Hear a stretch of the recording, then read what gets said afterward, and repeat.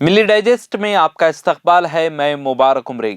ناظرین، اراکین پارلیمنٹ کو سسپینڈ کیے جانے کی سخت مخالفت کرتے ہوئے انڈیا اتحاد نے 22 دسمبر کو ملک بھر میں احتجاجی مظاہرے کرنے کا فیصلہ کیا ہے۔ نئی دہلی میں منعقدہ انڈیا اتحاد کے لیڈروں کی چوتھی میٹنگ کے اختتام پر ملکارجن کھڑگے نے بتایا کہ 2 گھنٹے سے بھی زیادہ چلی اس میٹنگ میں 28 پارٹیوں کے لیڈران نے شرکت کی، جس میں 141 اراکین پارلیمان کو پارلیمنٹ سے سسپینڈ کرنے کے خلاف قرارداد پاس کی گئی اور 22 دسمبر کو اس کے خلاف پورے ملک میں احتجاجی مظاہرے کرنے کا فیصلہ لیا گیا۔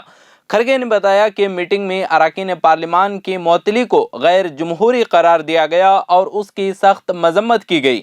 انہوں نے کہا کہ ہم نے کوئی غلط ایشو نہیں اٹھایا ہے، ہم وزیر داخلہ یا وزیر اعظم سے جاننا چاہتے ہیں کہ وہ ایوان میں کیسے گھسے، انہیں کون لایا، لیکن اس کا جواب دینے کے بجائے پی ایم مودی اپنے پارلیمانی حلقے میں گھوم رہے ہیں مگر اس ایشو پر جواب نہیں دے رہے ہیں۔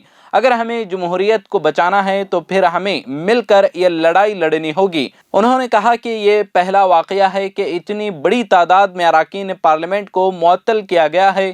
وزیر اعظم اور وزیر داخلہ سوچ رہے ہیں کہ ملک پر حکومت کرنے میں ان سے بہتر کوئی نہیں ہے، لیکن ہم ان کی ذہنیت کو بدلنے کے لیے متحد ہو گئے ہیں۔ انہوں نے کہا کہ میٹنگ میں آئندہ لوک سبھا انتخابات کو پوری مضبوطی کے ساتھ مل کر لڑنے کا عزم ظاہر کیا گیا اور جلد سے جلد ریاستی سطح پر سیٹ شیئر کرنے اور ملک بھر میں مشترکہ ریالیاں نکالنے کا فیصلہ لیا گیا۔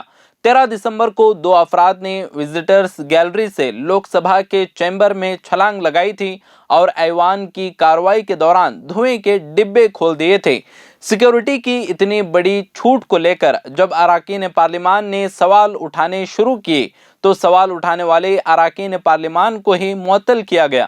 کھڑگے نے بتایا کہ انڈیا اتحاد کی طرف سے وزیر اعظم امیدوار کون ہوگا، اس کا فیصلہ لوک سبھا انتخابات میں جیت حاصل کرنے کے بعد لیا جائے گا۔ ہمارا پہلا کام ہے کہ الیکشن جیتنا، اس کے بعد ہم باقی معاملے طے کریں گے۔ ہمیں پہلے جیت حاصل کرنے پر توجہ دینی چاہیے۔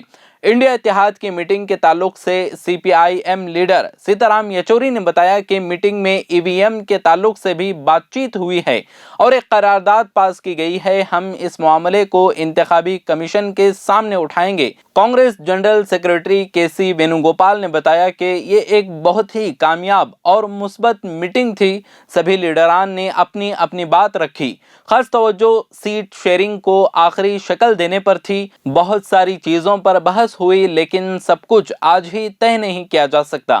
انہوں نے کہا کہ سیٹ شیئرنگ پر تبادلہ خیال فوراً شروع کرنے پر زور دیا گیا ہے۔